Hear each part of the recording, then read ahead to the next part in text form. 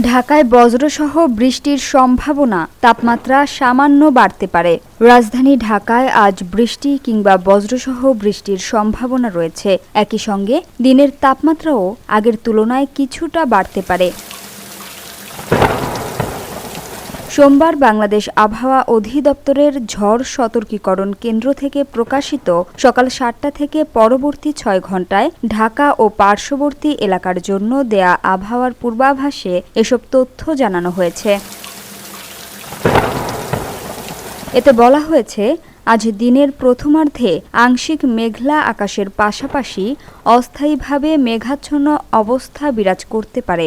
এছাড়া বৃষ্টি অথবা বজ্রসহ বৃষ্টি হতে পারে। এ সময় দক্ষিণ ও দক্ষিণ পূর্ব দিক থেকে ঘণ্টায় ১০ থেকে ১৫ কিলোমিটার বেগে বাতাস প্রবাহিত হতে পারে। একই সঙ্গে দিনের তাপমাত্রা সামান্য বাড়তে পারে। পূর্বাভাসে জানানো তথ্য অনুযায়ী আজ সকাল ৬টায় ঢাকার তাপমাত্রা রেকর্ড করা হয়েছে ২৬.৬ ডিগ্রি সেলসিয়াস এবং আর্দ্রতা ছিল ৯৫%। গতকাল সর্বোচ্চ তাপমাত্রা ছিল ২৮.১ ডিগ্রি সেলসিয়াস আর আজ সর্বনিম্ন তাপমাত্রা ২৪.৯ ডিগ্রি সেলসিয়াস।